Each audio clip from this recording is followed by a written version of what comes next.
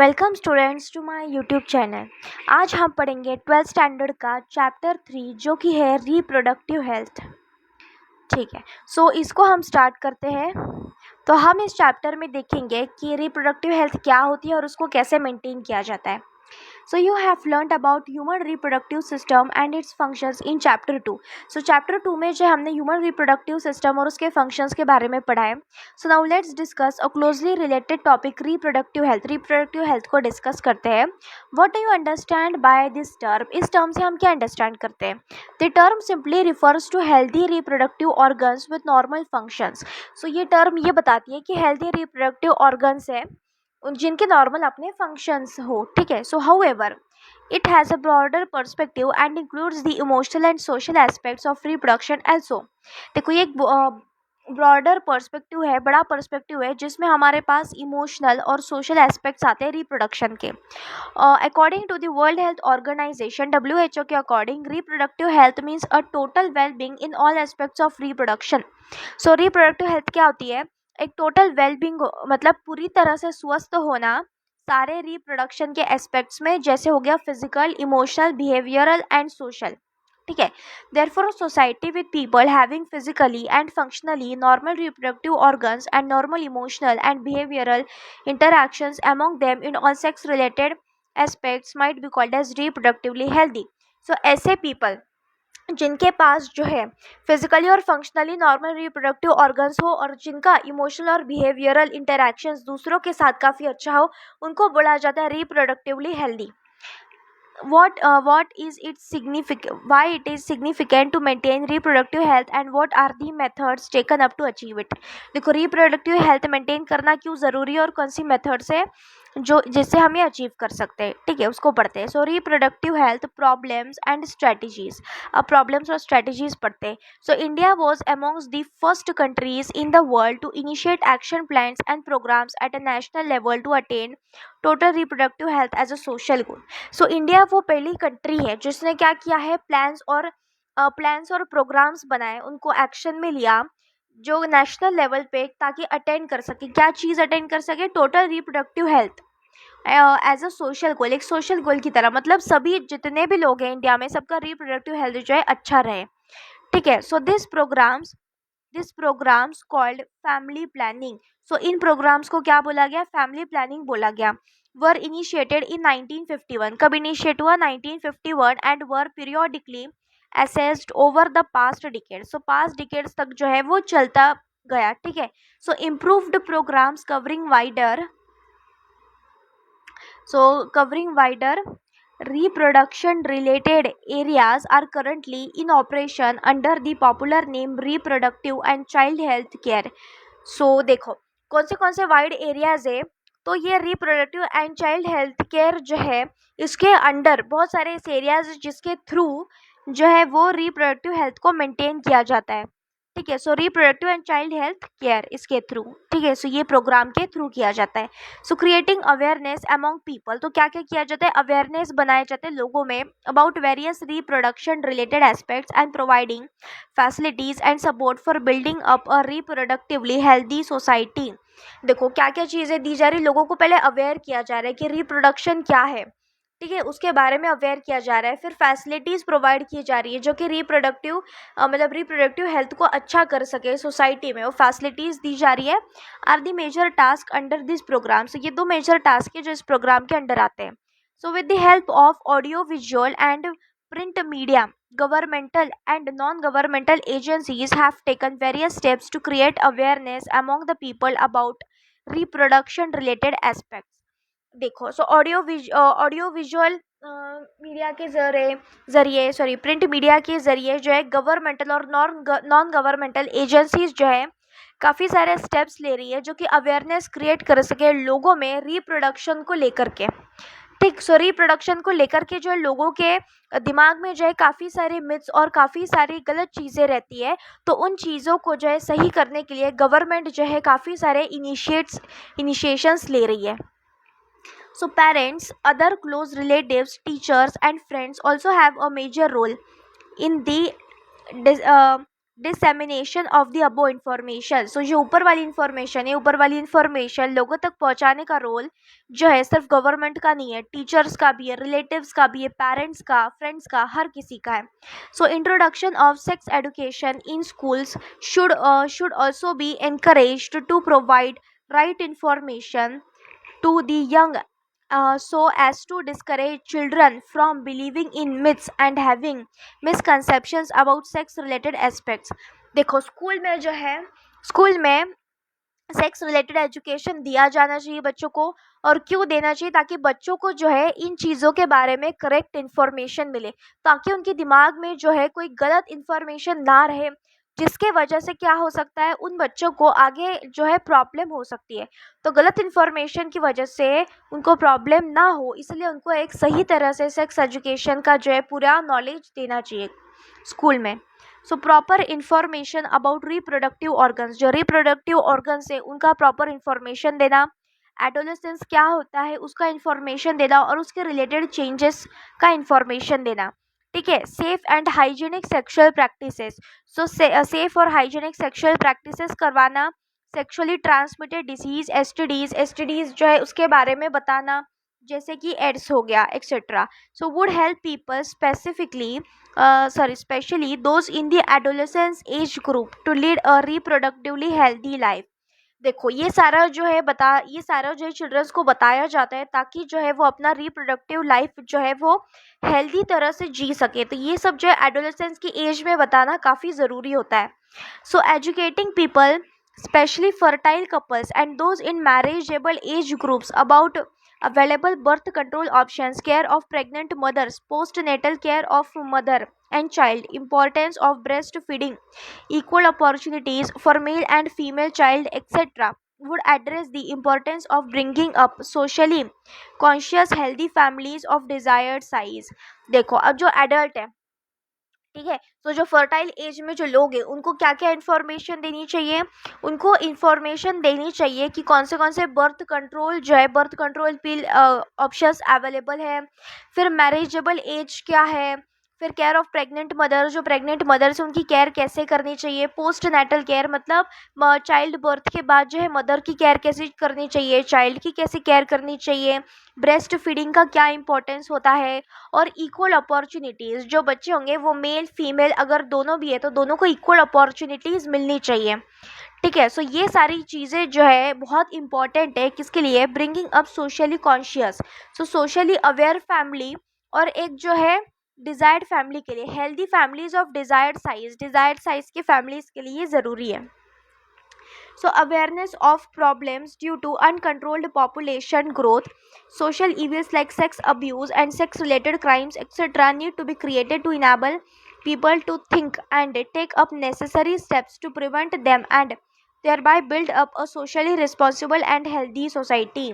So देखो society में जितने भी सेक्स रिलेटेड क्राइम्स हो रहे हैं, सेक्स अब्यूज़ हो रहा है, ठीक है, तो इन सब चीज़ों को जो है उसको रोकने के लिए, उसको प्रिवेंट करने के लिए जो है नेसेसरी स्टेप्स लेने चाहिए। ठीक है। और क्या है? Uncontrolled population growth. और अब क्या है सबसे बड़ा मेन प्रॉब्लम है, वो है अनकंट्रोल्ड पॉपुलेशन ग्रोथ। तो उसको भी कंट्रोल करने के लिए जो है गवर्नमेंट काफ़ी ज़्यादा अवेयरनेस लोगों में बांट रही है। ठीक है। तो हम देखेंगे कि किस तरह से जो है हम इस बारे में अवेयर रह सकते हैं। ठीक। Successful implementation of various action plans to attend reproductive health require strong infrastructural facilities, professional expertise and material support. देखो रिप्रोडक्टिव हेल्थ के लिए, ठीक, सो बहुत सारे अगर एक्शन प्लान्स है रिप्रोडक्टिव हेल्थ के, अगर उनको इम्प्लीमेंट करना है तो क्या चाहिए? स्ट्रॉन्ग इंफ्रास्ट्रक्चर फैसिलिटी होना चाहिए, प्रोफेशनल एक्सपर्टाइज होना चाहिए, मतलब कोई एक्सपर्ट होना चाहिए जो बता सके, और मटेरियल सपोर्ट होना चाहिए। So this are essential to provide medical assistance and care to people in reproduction related problems like pregnancy, delivery, STDs, abortions, contraception, menstrual problems, infertility etc. So देखो अगर मेडिकल असिस्टेंस मिले, अगर बहुत अच्छा medical assistance मिले, तो जो reproduction से रिलेटेड जो प्रॉब्लम्स होती है जैसे pregnancy, delivery, STD, abortions, contraception, menstrual problems, infertility, so इनसे जो है हम डील कर सकते हैं अच्छी तरह से। ठीक है। implementation of better techniques and new strategies from time to time are also required to provide more efficient care and assistance to people. देखो क्या होना चाहिए, नई स्ट्रैटेजीज, ठीक है, बेटर टेक्निक्स और नई स्ट्रैटेजीज जो है टाइम टू टाइम इम्प्लीमेंट करनी चाहिए ताकि जो है ज़्यादा इफ़िशिएंट केयर हो सके और असिस्टेंस मिल सके लोगों को. Statutory ban on amino centesis पर जो है स्टैट्यूटरी मतलब पूरी तरह से बैन कर देना चाहिए. For sex determination to legally check increasing meanings of female foeticides, massive child immunization etc. are some programs that merit mention in this connection. देखो अमीनो सेंटेसिस को जो है पूरी तरह से बैन कर देना चाहिए, जिसके थ्रू सेक्स डिटर्मिनेशन होता है. मतलब जो फीटस होता है, फीटस का अगर सेक्स चेक करना है तो उसके लिए अमीनो सेंटेसिस किया जाता है, तो उसको जो है पूरी तरह से बैन कर देना चाहिए. क्यों? क्योंकि क्या होता है, आज भी कई सारी जगहों पर क्या करते हैं, जो फीमेल होती है तो फीमेल फिटियोसाइड करते हैं, मतलब फीमेल का जो फीटस होता है उसका एबॉर्शन कर देते हैं. ठीक है. So in amniocentesis some of the amniotic fluid of the developing foetus is taken to analyse the foetal cells and dissolved substances.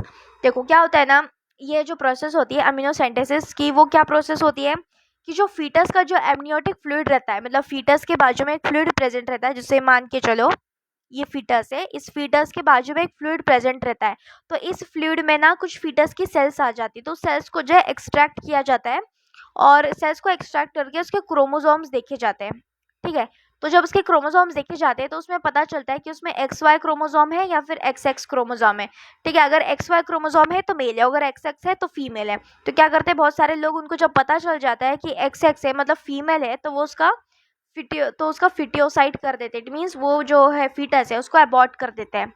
ठीक. So this procedure is use to test for the presence of certain genetic disorders such as Down syndrome, haemophilia, sickle cell anaemia etcetera determine the survivability of the foetus. देखो ये जो चीज़ है ना, जो अम्नियोसेंटेसिस जो है वो एक अच्छा प्रोसीजर है, और ये प्रोसीजर जो है किस लिए किया जाता है, जेनेटिक डिसऑर्डर्स को चेक करने के लिए किया जाता है, ताकि जो फीटस हो, बाद में जब वो फीटस पैदा हो तब उसको जेनेटिक डिसऑर्डर की वजह से कोई प्रॉब्लम ना हो, तो इसके लिए ये किया जाता है. बट लोग क्या करते हैं, इसका मिसयूज करते हैं सेक्स डिटर्मिनेशन के लिए, तो ये चीज़ जो है काफ़ी गलत है, इसको नहीं करना चाहिए कभी.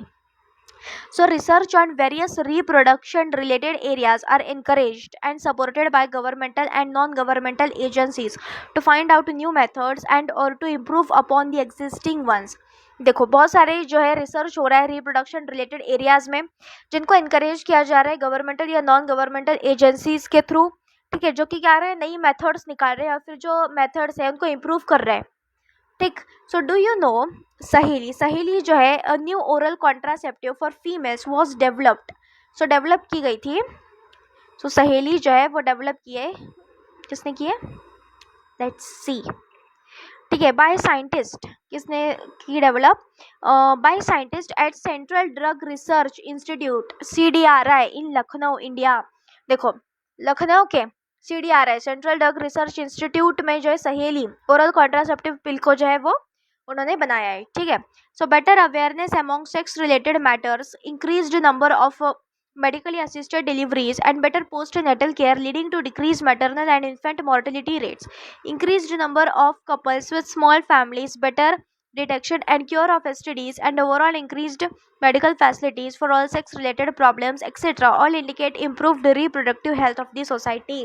देखो क्या क्या चीज़ इम्प्रूव हुई है, बेटर अवेयरनेस, अच्छा खासा अवेयरनेस है सेक्स रिलेटेड मैटर्स में. फिर जो है इंक्रीज़ हो रहा है मेडिकली असिस्टेड डिलीवरीज़ को इंक्रीज़ किया जा रहा है, मतलब जो है हॉस्पिटल में जाकर के बेबीज़ को डिलीवर करना, वो भी अच्छी तरह से पूरा सब देखभाल के थ्रू वो किया जा रहा है. फिर उसके बाद जब बेबी डिलीवर हो जाता है तो उसके बाद उसकी अच्छी केयर की जा रही है, जिसकी वजह से क्या हो रहा है, मैटरनल और इन्फेंट मॉर्टेलिटी रेट्स कम हो रहे हैं, मतलब मदर के और जो चाइल्ड है उन दोनों के जो डेथ रेट्स है वो कम होते जा रहे हैं. So increased number of couples with small families, छोटी फैमिलीज वाले कपल्स के नंबर इंक्रीज होते जा रहे हैं. बेटर डिटेक्शन और क्योर हो रहा है STDs का, सेक्सुअली ट्रांसमिटेड डिजीज़ का, and overall increased medical facilities for all sex related problems. कोई भी सेक्स रिलेटेड प्रॉब्लम्स हो तो उसके लिए जो है मेडिकल फैसिलिटीज़ वो भी इंक्रीज़ हो रही है, जिसके थ्रू क्या हो रहा है, हमारी सोसाइटी का रिप्रोडक्टिव हेल्थ जो है वो बढ़ते जा रहा है, ठीक है। फिर आते हैं population stabilisation and birth control, ठीक है। पॉपुलेशन को क्यों स्टेबलाइज करना है और बर्थ कंट्रोल के क्या मेजर्स है हम वो देखते हैं। So in the last century and all round development in various fields significantly improved the quality of life of the people.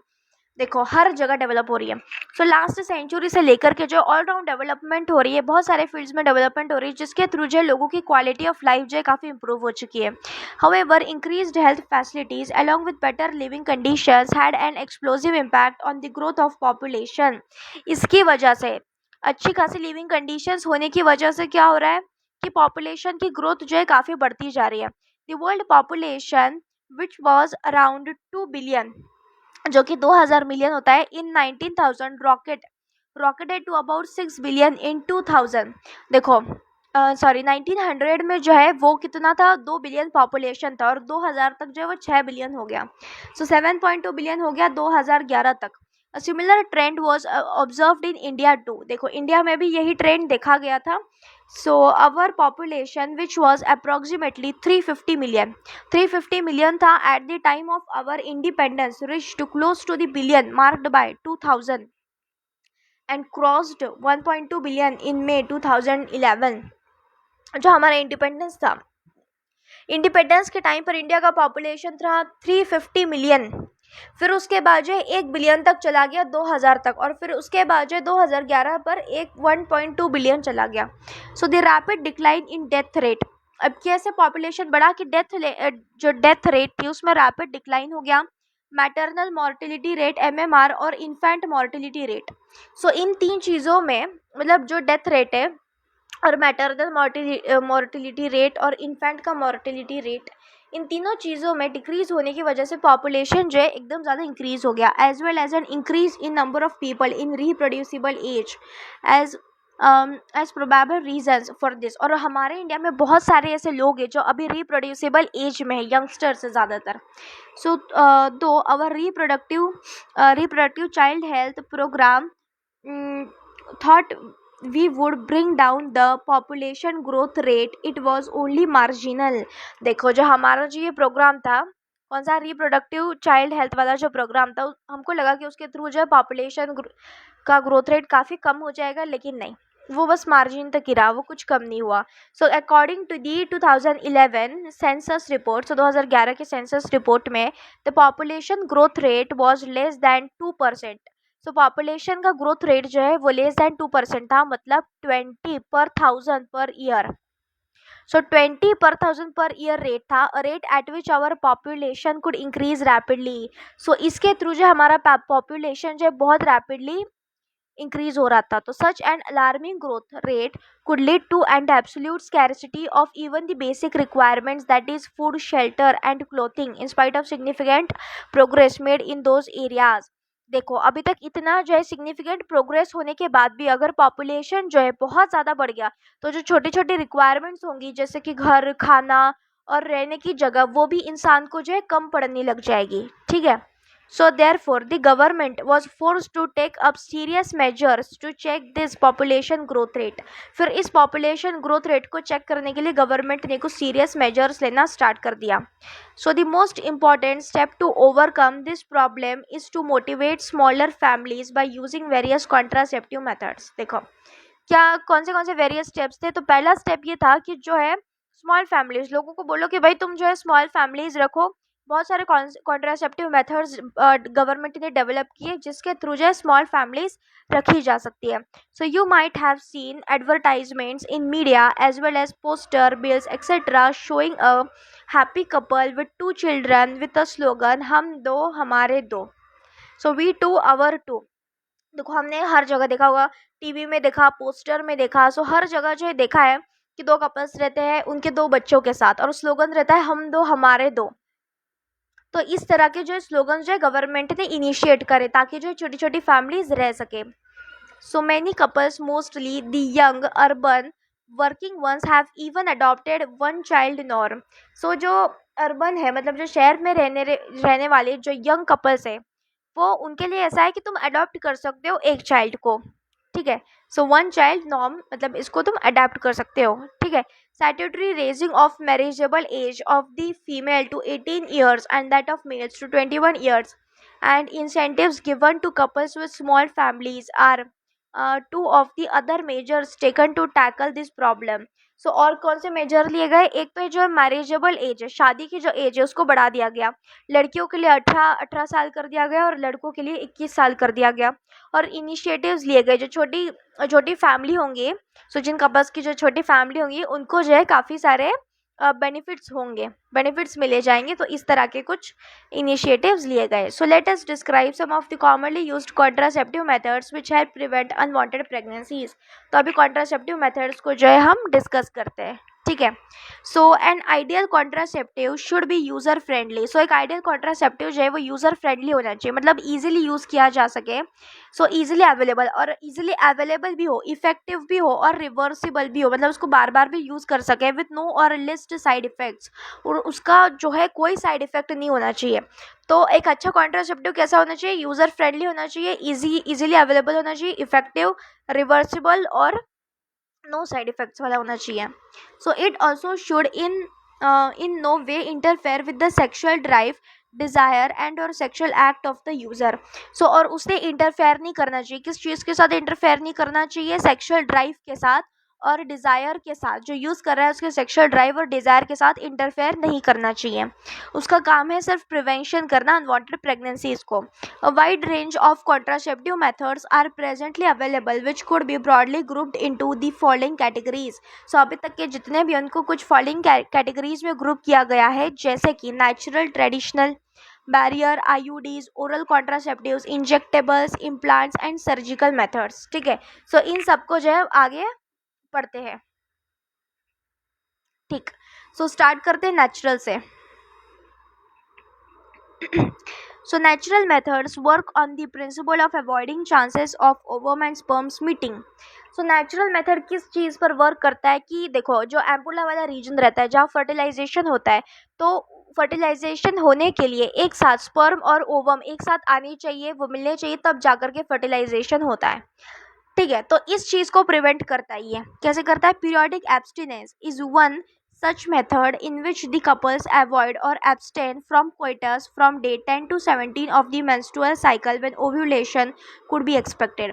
देखो इसके लिए क्या है ना, जो मेंस्ट्रुअल साइकिल रहती है फीमेल की, उसको जो मेंस्ट्रुअल साइकिल को उस पर ध्यान रखना पड़ता है उसमें, और 10 से लेकर 17 डे तक जहाँ पे ओव्यूलेशन के चांसेस होते हैं, तो उस टाइम पर जो है कोइटस को अवॉइड करना चाहिए, जिसके थ्रू जो है अनवांटेड प्रेगनेंसीज नहीं हो सकती है। तो इसको क्या बोला जाता है? पीरियोडिक एब्सटिनेंस बोला जाता है, ठीक है। So as chances of fertilisation are very high during this period, ovulation के टाइम पे फर्टिलाइजेशन के चांसेस बहुत ज़्यादा हाई होते हैं और इसलिए इस पीरियड को फर्टाइल पीरियड बोला जाता है। Therefore by abstaining from coitus during this period conception would be prevented. देखो अगर इस टाइम पर कोइटस ना किया जाए तो कंसेप्शन जो है वो प्रिवेंट होता है।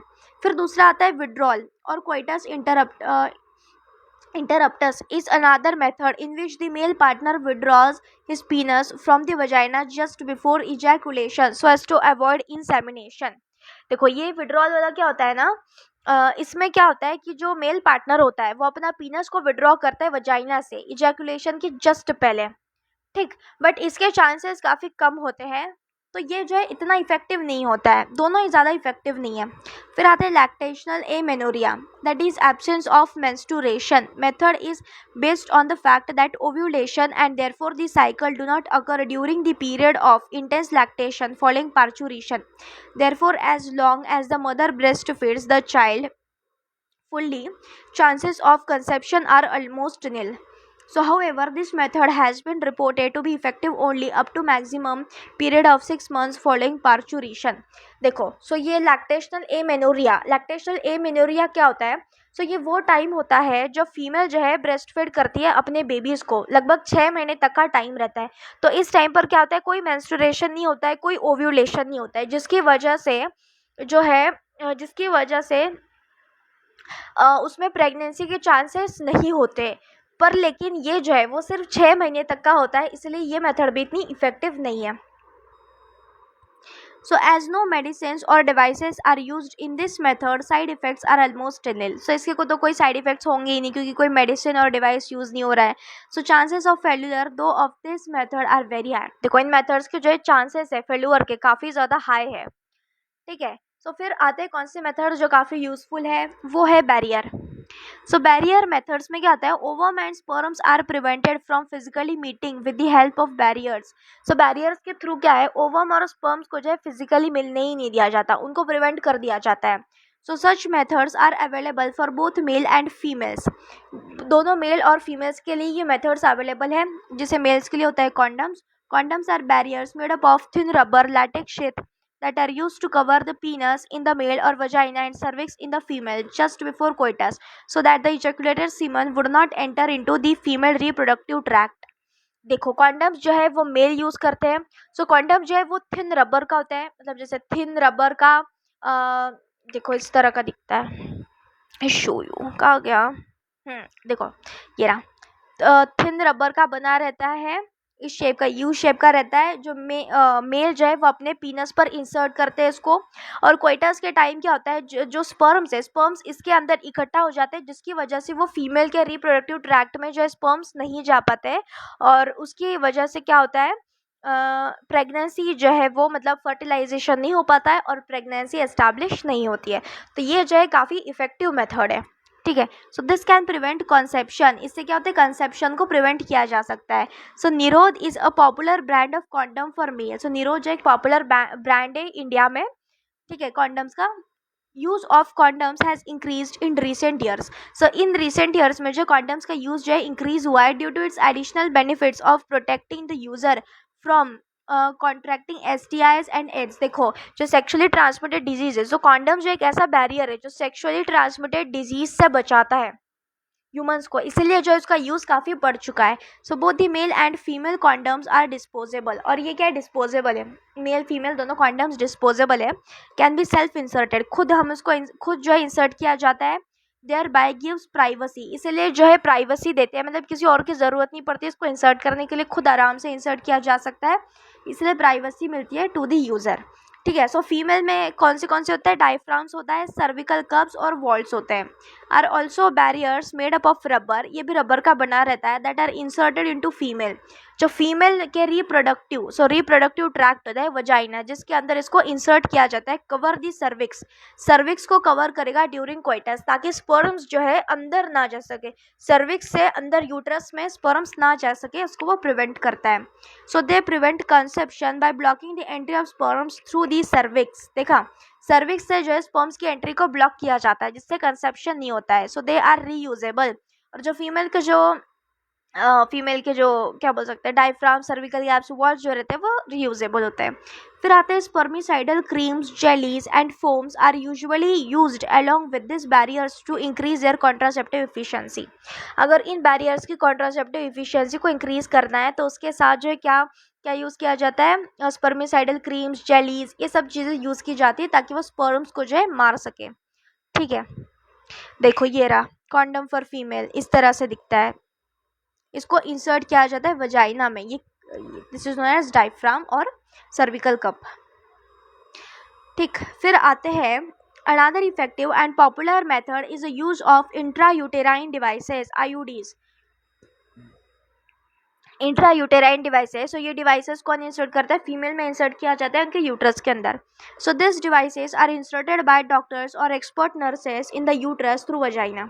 सो यूट्रस में जो है डॉक्टर या नर्सेस इंसर्ट करती है वजाइना के थ्रू. ठीक.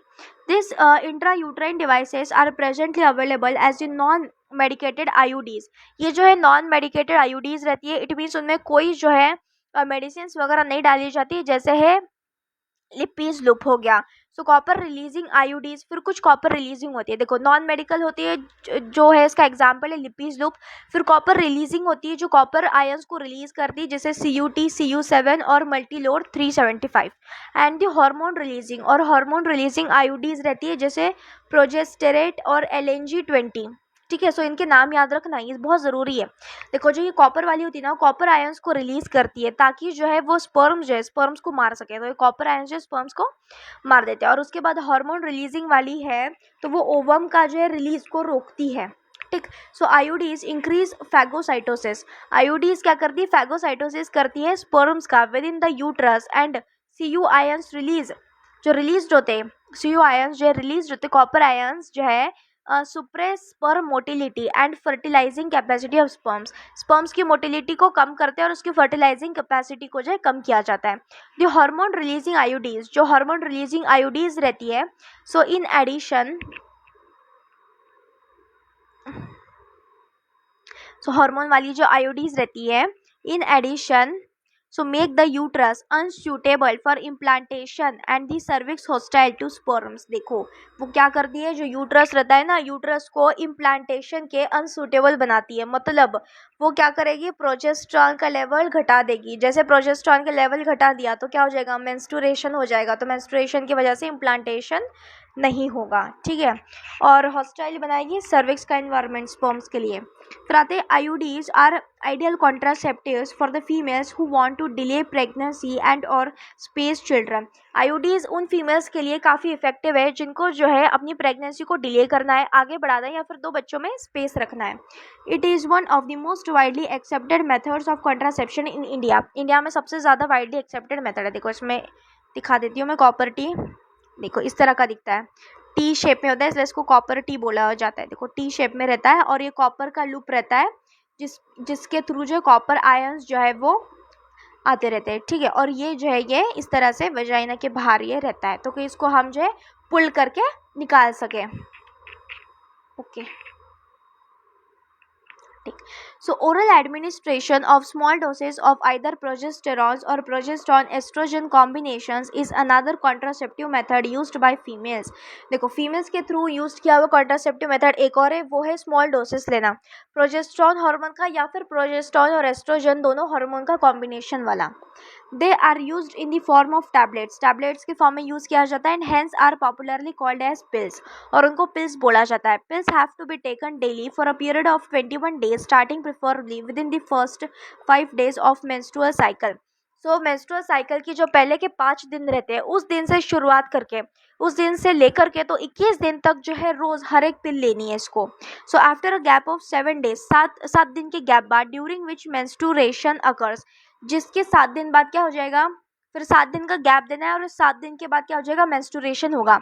It has to be repeated in the same pattern till the female, so till the female desires to prevent conception, ठीक है। जब तक फीमेल को कंसेप्शन को प्रिवेंट करना है तब तक उसको ये दवाई को जो है इस तरह से हर रोज़ 21 दिन तक लेना है, फिर 7 दिन का गैप देना है, उसके बाद मेंस्ट्रुएशन हो जाएगा। सो इस तरह से उसको रिपीट करते रहना है। सो दे इनहैबिट ओव्यूलेशन, सॉरी वो क्या करेंगे, इनहिबिट करेंगे ओव्यूलेशन, ओव्यूलेशन को नहीं होने देंगे, इम्प्लांटेशन को इनहिबिट करेंगे, as well as alter the quality of cervical mucus to prevent or retard entry of sperms. तो देखो ये 3 चीज़ें करेंगे, ओव्यूलेशन इनहिबिट करेंगे, इम्प्लांटेशन इनहिबिट करेंगे, और जो सर्विकल म्यूकस रहता है उसकी क्वालिटी, मतलब उसको अल्टर, उसकी क्वालिटी को चेंज करेंगे ताकि जो स्पर्म्स अंदर सर्विक्स से अंदर एंटर ना कर सके। Pills are very effective with lesser side effects and are well accepted by the females. देखो इसके बहुत कम साइड इफेक्ट्स होते हैं, कुछ कुछ होते हैं साइड इफेक्ट्स लेकिन थोड़े कम होते हैं। सो सहेली जो है नया ओरल कॉन्ट्रासेप्टिव है फीमेल्स के लिए, कंटेन्स और नॉन स्टेरॉयडल प्रिपरेशन, इसमें कोई स्टेरॉयड नहीं है, नॉन स्टेरॉयडल प्रिपरेशन है, ये वंस अ वीक है, हफ्ते में सिर्फ एक बार लेना है। Pill with very few side effects and high contraceptive value, high contraceptive value है और बहुत कम इसके साइड इफेक्ट्स हैं, ठीक है।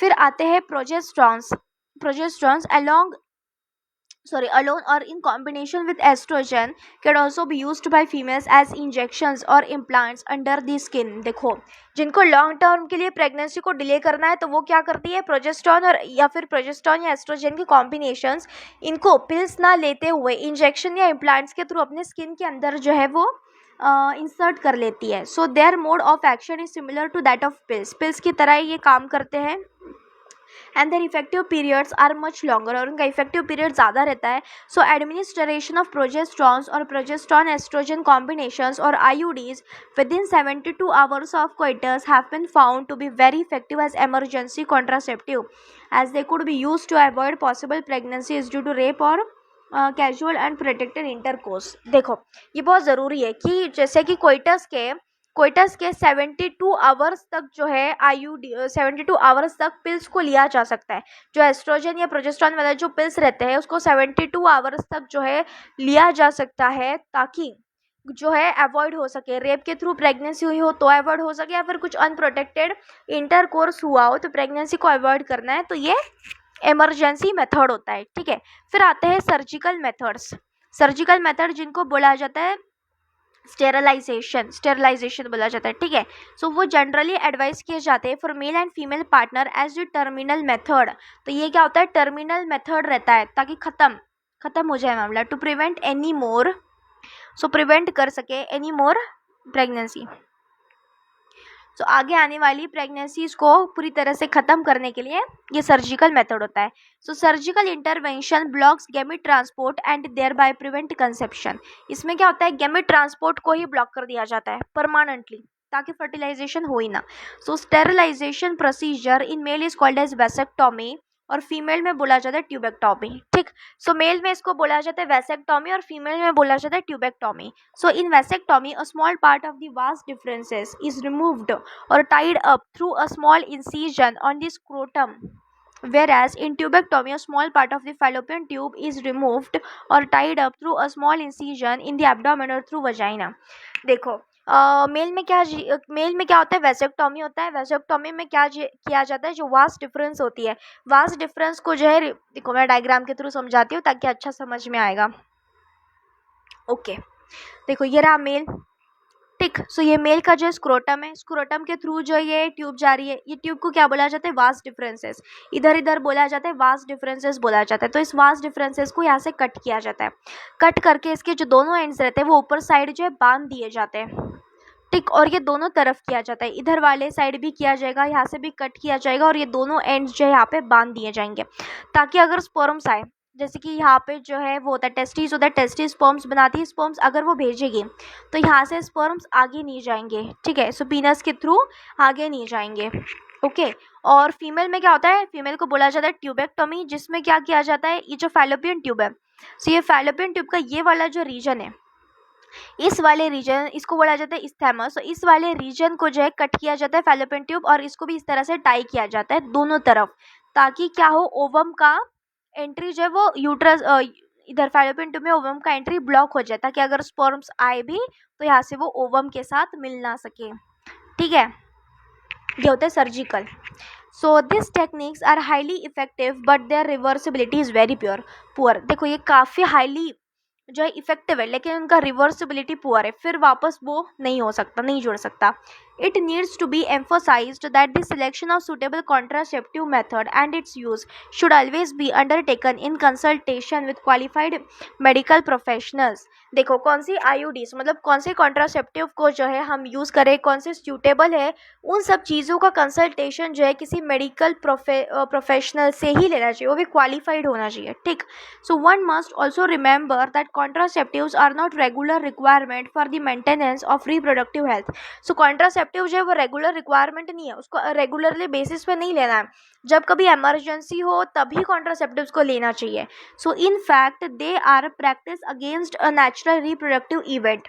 देखो ये क्या है ना, एक नेचुरल रिप्रोडक्टिव इवेंट के अगेंस्ट किया जाता है, जैसे कंसेप्शन या प्रेगनेंसी हुआ, तो इसीलिए इसको रोज़ रोज़ नहीं यूज़ करना चाहिए। So once is forced to use this methods either to prevent pregnancy or to delay or space pregnancy due to personal reasons. देखो इसको जो है किस टाइम पे यूज़ करना चाहिए, अगर प्रेगनेंसी प्रिवेंट करनी है, प्रेगनेंसी डिले करनी है, या फिर प्रेगनेंसी में स्पेस रखना है, तो उसी टाइम पर जो है उसको सिर्फ यूज़ करना चाहिए। So no doubt the widespread use of this methods have a significant role in checking uncontrolled growth of population. So क्या हो गया है, अनकंट्रोल्ड ग्रोथ ऑफ पॉपुलेशन इन सब चीज़ों को यूज़ करके काफ़ी कम हो चुका है। So however their possible ill effect still, जैसे लाइक नोजिया हो गया, abdominal pain, breakthrough bleeding, irregular menstrual bleeding, or even breast cancer thought very significant should not be totally ignored। देखो जो कौन से हो गए, जो बैरियर मेथड्स है, जो नेचुरल और बैरियर मेथड्स है, उनके कोई साइड इफेक्ट्स नहीं है, लेकिन जो पिल्स वाले मेथड है, पिल वाले हो गए, IUDs हो गए, इम्प्लांट्स हो गए, तो उन मेथड्स के जो है क्या है साइड इफेक्ट्स है, कैसे कैसे साइड इफेक्ट्स है, नोजिया होना, एब्डोमिनल पेन होना, ब्रेक थ्रू होना, ब्लीडिंग होना, इरेगुलर मेंस्ट्रुअल ब्लीडिंग होना, और यहाँ तक कि ब्रेस्ट कैंसर। देखा, तो इस तरह के कुछ इसके साइड इफ़ेक्ट्स होते हैं, तो इसकी वजह से जो है इसको बार बार यूज़ नहीं करना चाहिए, जब इमरजेंसी हो तभी यूज़ करना चाहिए। यहाँ पे कुछ लिखा है साइड में, क्या लिखा है? ठीक है, फिर आते हैं medical termination of pregnancy, MTP। ठीक, अब मेडिकल टर्मिनेशन ऑफ प्रेगनेंसी ये क्या है? So intentional or voluntary termination of pregnancy before full term is called as medical termination of pregnancy, MTP। देखो, इंटेंशनली मतलब खुद से चाह कर करवाना, या फिर वॉल्यूंटरी टर्मिनेशन हो जाना, या फिर अपने आप जो है प्रेगनेंसी टर्मिनेट हो जाना, उसको क्या बोला जाता है? मेडिकल टर्मिनेशन ऑफ प्रेगनेंसी बोला जाता है। ठीक है, सो 9 महीने से पहले पहले ये सब होना, और इंड्यूस्ड एबॉर्शन या फिर खुद से एबॉर्शन करवाना। ठीक, so nearly 45 to 50 million MTPs are performed in a year all over the world. देखो, पूरे वर्ल्ड में जो है 45 से लेकर 50 मिलियन MTPs हर साल किए जाते हैं। So accounts to 1/5 of the total numbers of conceived pregnancies in a year. जितनी प्रेगनेंसीज कंसीव्ड होती है उसमें से 1/5 ऑफ द प्रेगनेंसीज जो है वो MTPs में चली जाती है।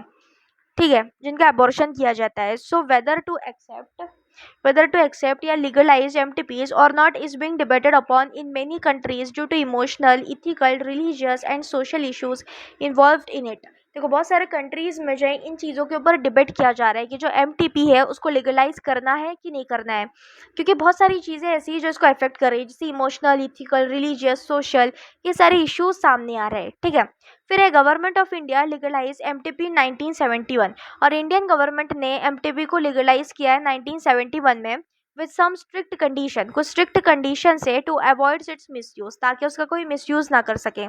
सच restrictions are all the more important to check discriminate and illegal female feticides which are reported to be high in India। देखो, ये सारे रेस्ट्रिक्शंस क्यों लगाए गए हैं? ताकि कोई इलीगल फीमेल फिटोसाइट ना हो, मतलब कोई फीमेल फिटस को अबॉर्ट ना करे और डिस्क्रिमिनेशन ना हो। तो इन चीज़ों को हटाने के लिए जो है काफ़ी सारे रेस्ट्रिक्शंस लगाए गए हैं। ठीक, सो वाई एमटीपी क्यों, मतलब क्यों करते हैं लोग MTP? So obviously the answer is to get rid of unwanted pregnancies. So unwanted pregnancies से दूर हटा, मतलब अनवांटेड प्रेगनेंसीज को दूर कर देना, either due to casual unprotected intercourse, अगर कोई कैजुअल अनप्रोटेक्टेड इंटरकोर्स हुआ है, या फिर failure of the contraceptive used during coitus or rapes. देखो, कोइटस या फिर रेप्स के टाइम पर अगर कॉन्ट्रासेप्टिव का फेल्योर हो जाए या फिर अनप्रोटेक्टेड इंटरकोर्स हो जाए गलती से, तो इस चीज़ को प्रिवेंट करने के लिए MTPs की जाती है। So MTPs are also essential in certain cases where continuation of pregnancy could be harmful or even fatal either to mother or to the fetus or both. और MTPs और भी किए जाते हैं कि अगर कभी जो प्रेगनेंसी है, अगर प्रेगनेंसी को कंटिन्यू रखा जाए तो वो मदर के लिए फिर चाइल्ड दोनों के लिए जो है वो फिटल मतलब हार्मफुल हो सकती है, उस टाइम पर भी MTP की जाती है। So MTPs are consider relatively safe during the first trimester. So MTPs जो है सेफ रहती है फर्स्ट ट्राइमेस्टर पे, that is up to 12 weeks of pregnancy, मतलब 3 महीने तक MTP करो तो वो सेफ रहता है। फिर जो second trimester abortions are much more riskier, फिर सेकेंड ट्राइमेस्टर से जो है और रिस्क बढ़ना शुरू हो जाता है। So one disturbing trend observed is that a majority of MTPs are performed illegally by unqualified quacks which are not only unsafe but could be fatal too. देखो, ये चीज़ जो है बहुत गलत है कि बहुत सारी MTPs जो है वो अनक्वालिफाइड लोग MTPs करते हैं, अबॉर्शंस करते हैं, जो कि बहुत ज़्यादा अनसेफ है, बहुत हार्मफुल है मदर के लिए, फिटस के लिए, हर चीज़ के लिए जो है काफ़ी हार्मफुल है। तो लोग क्या करते हैं ना, अपनी बदनामी की डर से या फिर किसी को पता ना चले उसके डर से किसी के पास भी जाते हैं और फिर जो है वो अबॉर्शन करवाते हैं, जिसकी वजह से जो फीमेल है उसको बहुत तकलीफ हो सकती है, यहाँ तक उसकी जान भी जा सकती है। तो इस चीज़ को जो है प्रिवेंट करना चाहिए। ठीक है, so another dangerous trend is the misuse of amniocentesis to determine the sex of the unborn child. देखो, फिर से एमिनियोसेंटेसिस को मिसयूज किया जाता है काफ़ी जगहों पर ताकि वो जो है सेक्स पता कर सके चाइल्ड का। सो frequently if the fetus is found to be female it is followed by MTP, this is totally against what is legal। अगर पता चले कि जो फीटस है वो फीमेल है तो उसको जो है MTP कर दी जाती है, अबॉर्शन कर दिया जाता है, तो ये जो है वो इलीगल है। So such practices should be avoided because these are dangerous both for the young mother and the fetus. देखो ये सारी चीज़ें जो है ना अवॉइड करनी चाहिए, सब नहीं करना चाहिए, क्योंकि वो दोनों के लिए जो है काफ़ी हानिकारक है, मदर के लिए भी और fetus के लिए भी. So effective counseling on the need to avoid unprotected coitus and risk factors involved in illegal abortions, as well as providing more healthcare facilities, could reserve the mentioned unhealthy trend. देखो क्या होता है ना, so effective counselling करनी चाहिए, ठीक, avoid करना चाहिए अनप्रोटेक्टेड कोइटस को, और उसके जो रिस्क फैक्टर्स होते हैं उसको भी अवॉइड करना चाहिए, इलीगल एबॉर्शंस को अवॉइड करना चाहिए, एक जो है अच्छी हेल्थ प्रोवाइड करनी चाहिए, फैसिलिटीज़ प्रोवाइड करनी चाहिए, जिसके थ्रू जो ये अनहेल्दी ट्रेंड है वो रिवर्स हो सके. ठीक है, फिर आते हैं सेक्शुअली ट्रांसमिटेड इन्फेक्शंस या फिर डिजीजेस. ठीक, सो इन्फेक्शंस या diseases which are transmitted through sexual intercourse are collectively called as sexually transmitted infections or venereal disease VDs or reproductive tract infections RTI. So जो सेक्शुअल इंटरकोर्स के through जो disease एक दूसरे से transfer होते हैं, मतलब एक पर्सन से दूसरे पर्सन पे ट्रांसफर होते हैं, उसको क्या बोला जाता है, एसटीआई बोला जाता है, एसटीडीज बोला जाता है, वेनरल डिजीज बोला जाता है, रिप्रोडक्टिव ट्रैक्ट इन्फेक्शन बोला जाता है. ठीक, सो इसमें आते हैं गोनोरियो, सिफिलीज आता है, जेनाइटल हर्पीज है,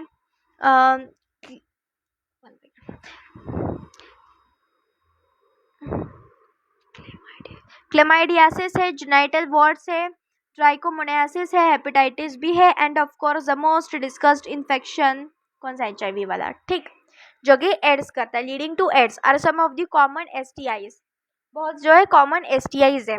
ठीक, सो हाँ इसको याद रखना है, इसमें gonorrhoea, syphilis, genital wart, genital herpes, chlamydiasis, trichomoniasis, फिर आता है हेपेटाइटिस बी, एचआईवी. ठीक, among this HIV infection is most dangerous and is discussed in detail in chapter 7.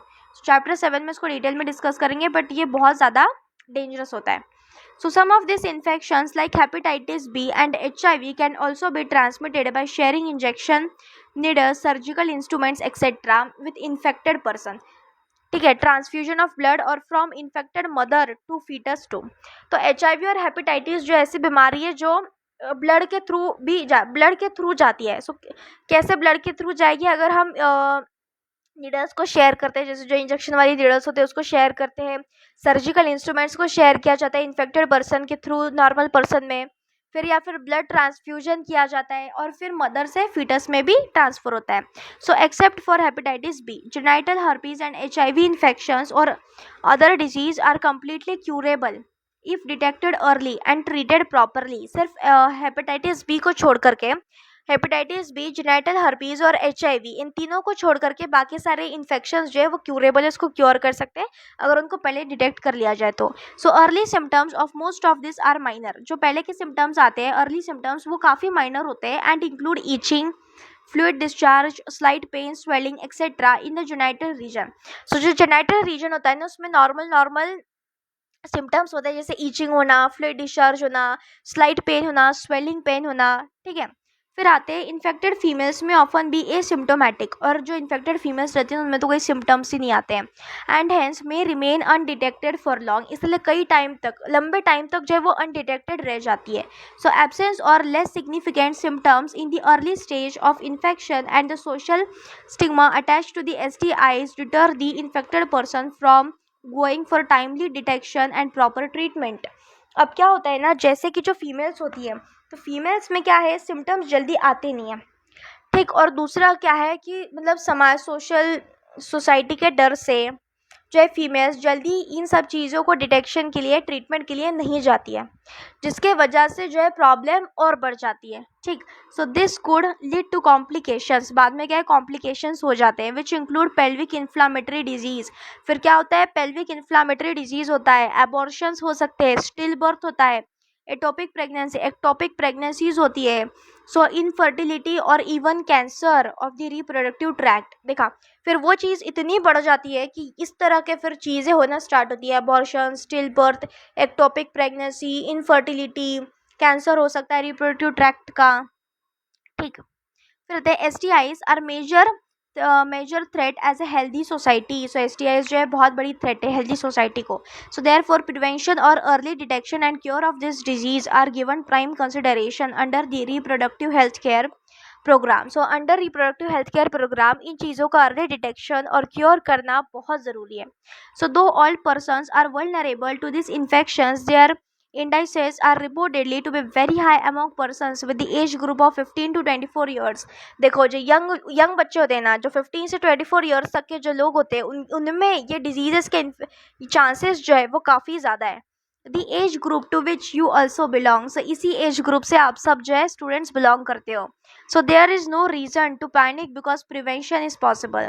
देखो प्रिवेंशन पॉसिबल है इसलिए इसके पैनिक होने की कोई ज़रूरत नहीं है। One could be free of this infections by following the simple principles. देखो ये 3 जो है सिंपल प्रिंसिपल्स को फॉलो करके इन चीज़ों को हम प्रिवेंट कर सकते हैं। कैसे?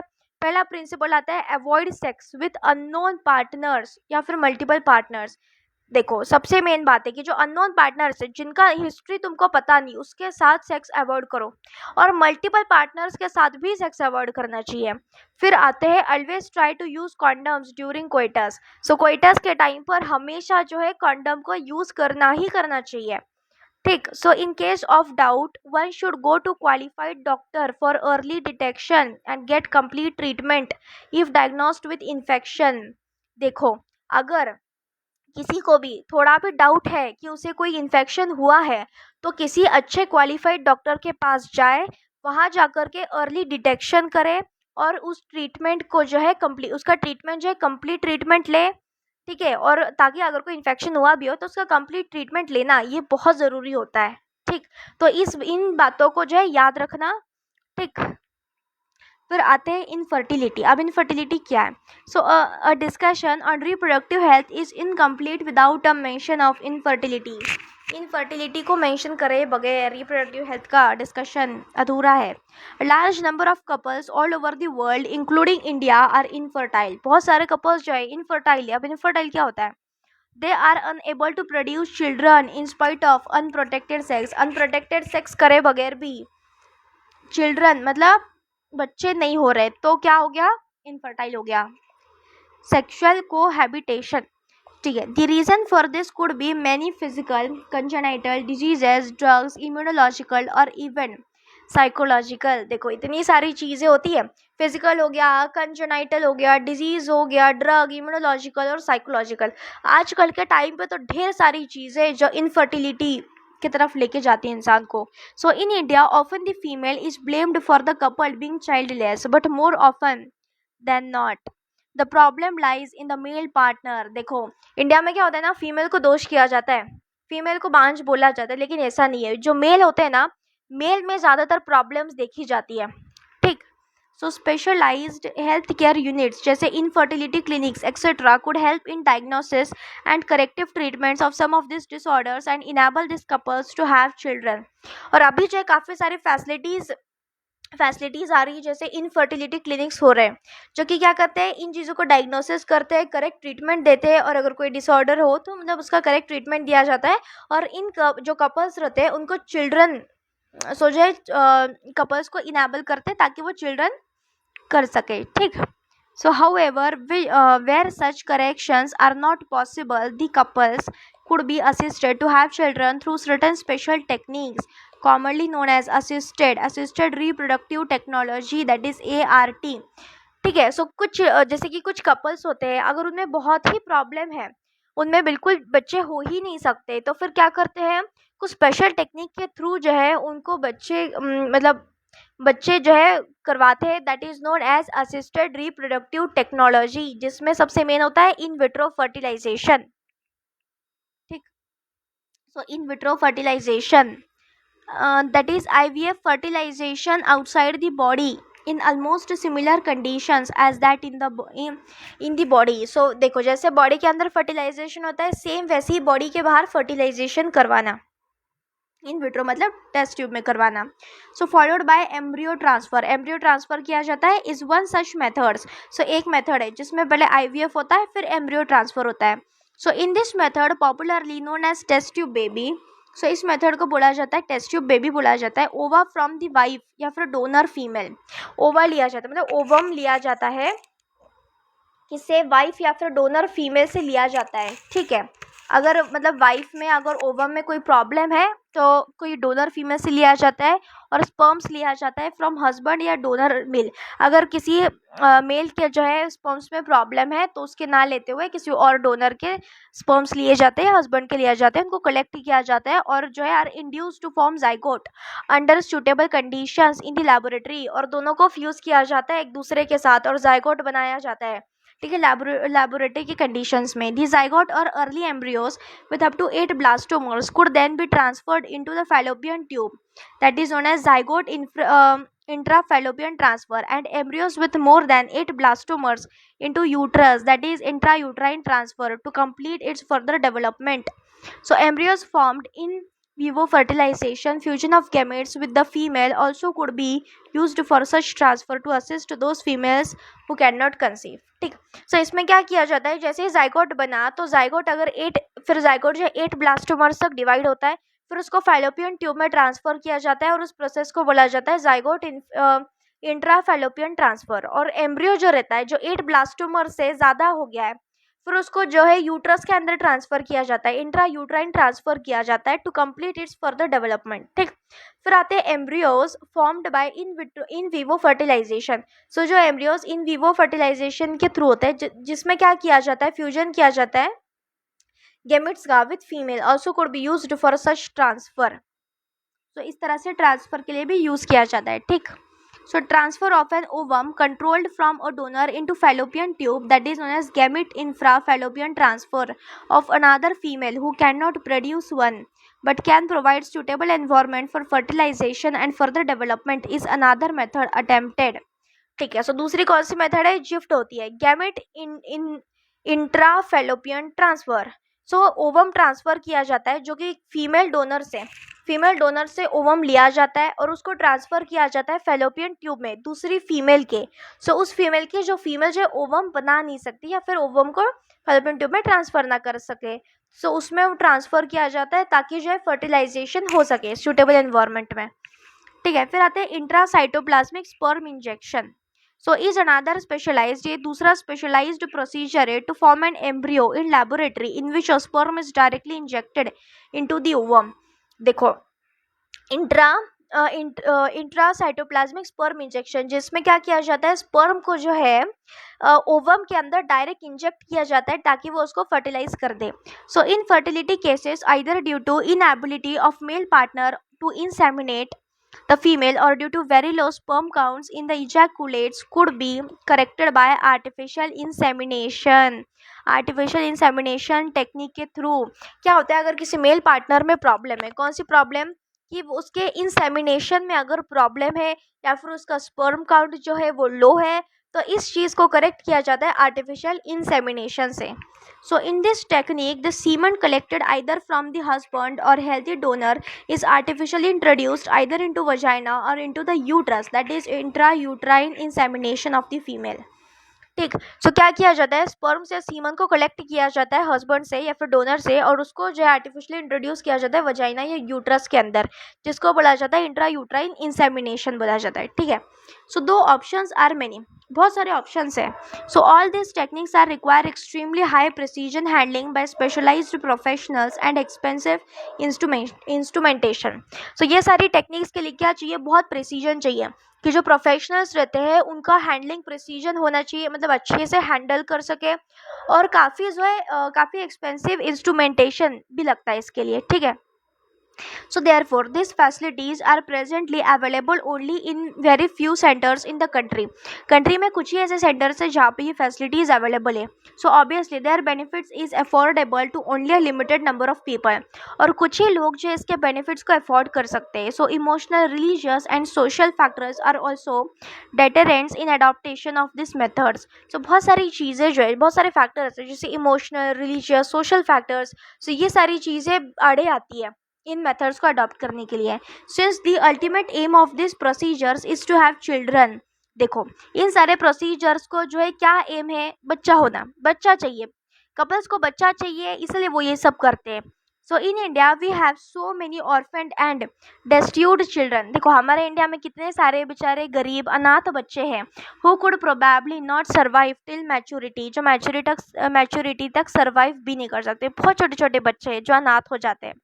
So unless taken care of, अगर उनकी कोई केयर ना करे ना तब तक वो मैच्योरिटी तक सर्वाइव भी नहीं करेंगे। So our laws permit legal adoption and it is as yet one of the best methods for couples looking for parenthood. सो जो कपल्स जो है पेरेंट बनना चाहते हैं उनके लिए सबसे बेस्ट ऑप्शन है वो है adoption. Adoption is the best option. तो जिन कपल्स में अगर जो है चाइल्ड में प्रॉब्लम आ रही है, प्रेगनेंसी में प्रॉब्लम आ रही है, तो वो जो कपल्स है वो अडॉप्ट कर सकते हैं और वो जो है बहुत बेस्ट ऑप्शन है, क्योंकि हमारे इंडिया में ऐसे कई सारे गरीब अनाथ बच्चे हैं जिनको जो है पेरेंट्स की काफ़ी ज़रूरत है। ठीक है। सो अगर अभी तो चैप्टर ख़त्म हो गया, अगर आपको जो है मेरा पढ़ाना और मेरी ये इन्फॉर्मेशन जो है काफ़ी अच्छी लगी हो तो मेरे चैनल को लाइक कीजिए, सब्सक्राइब कीजिए और शेयर कीजिए। Thank you.